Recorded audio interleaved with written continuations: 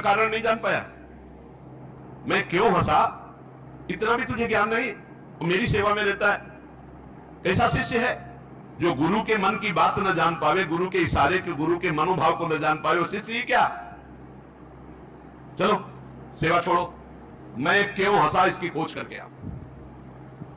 अब बताओ, गुरुजनों की प्रति सेवा कर बहुत कठिन है, बहुत कठिन है। यहां कहा कि छोड़ो सेवा, मैं क्यों हंसा है बताओ, आके खोज करो। अब गुरु आ गया, तुम्हारी बुद्धि अब सेवा के अधिकारी नहीं, यदि तुम ये नहीं जान सकते मैं क्यों हंसा। हंसे गुरु जी तो फंसे चेला जी। आप समझो मतलब कितना कठिन विषय है गुरु सेवा, बहुत कठिन। यही तो अमोघस्य जो जीत गया, अमोघस्य। तुम्हारी बुद्धि विवेक रहित है, जब तक तुम हमारे हंसने का कारण ज्ञात करके ना हो तब तक तुम्हें हमारे पास कभी नहीं आना चाहिए। चलो जाओ यहां से आश्रम से। हमारे मन की बात जब जान जाओगे कि मैं क्यों हंसा, उसका कारण सही बताओगे आकर के, और जो मैं मन में सोच रहा था तो फिर सेवा में रख लूंगा, तब मैं मानूंगा कि तुम मेरे सच्चे शिष्य हो और सेवक हो। साष्टांग दंडवत किया, जो आज्ञा गुरुदेव। अब चल दिए, जहां संत महात्मा मिलते तो विनम्रता पूर्वक दंडवत करते हो, कहते हमारे गुरुजी लघुशंका करते समय हंस दिए, क्या कारण था। सब कहते गीता की बात पूछो, भागवत की बात पूछो, वेदों के, तुम्हारे गुरुजी है तो लघुशंका में हंस दिया, हम इसका क्या मतलब बताए तो और उपहास होता। भला कोई इस प्रश्न का क्या उत्तर दे।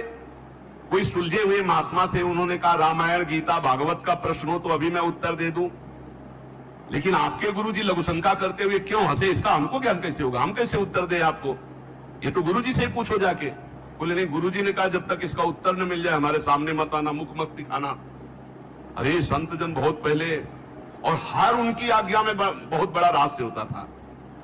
अब ये रोज जलते कि गुरु सेवा से वंचित हो गया, गुरु सेवा छूट गई। साधक को इस बात की बहुत पीड़ा होनी चाहिए, जिसको गुरु सेवा, तो ये होना चाहिए कि कौन सा अपराध बन गया, दुर्भाग्य आ गया कि गुरु सेवा छूट गई। वो रात दिन चलते इसी प्रकार, और संतों से जा जाकर पूछते पर कोई समाधान नहीं मिला।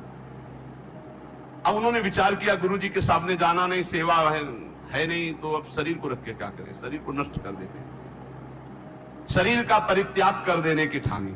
ये देखो, ये है गुरु भक्त का लक्षण कि अब शरीर रख के क्या करें। गुरु जी ने सेवा से निकाल दिया, उत्तर मिल नहीं पा रहा, तो शरीर किस काम का। अब वो एकांत में निर्जन वन में जाकर बैठ गए और नाम जप करने लगे, और सोचा बस भूख प्यास से पीड़ित होकर यही शरीर छोड़ दूंगा, कुछ खाना नहीं, कुछ पीना नहीं, रात दिन भगवान नाम जप करना, शरीर छोड़ दूंगा।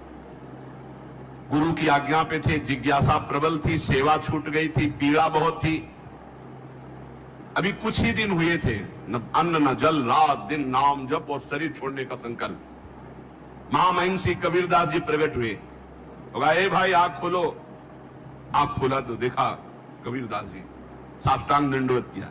हाँ, क्या प्रश्न है तुम्हारा, क्यों इतना कष्ट सह रहे हो। इसका मतलब समझ रहे हो, जब कोई सच्ची भावना से भगवान का भजन करता है तो भगवान अपने दिव्य पार्षदों को भेज देते हैं समस्या का समाधान। सुनो, जब तुम्हारे गुरुजी लघुशंका कर रहे थे तो उनकी लघुशंका की ढाल में एक पीपल का बीज बह रहा था। बीज को बहते हुए लघुशंका में देखकर गुरुजी विचार करने लगे कि ओहो देखो, इस बीज में पीपल का पूरा वृक्ष छुपा हुआ है, लेकिन जब ये बीज पीपल में था तो कितना बंदनीय और कहां सुव्यवस्थित था, और जब ये पीपल से अलग हुआ तो लघुशंका में बह गया। इसका मतलब पीपल का वृक्ष साक्षात ब्रह्म है।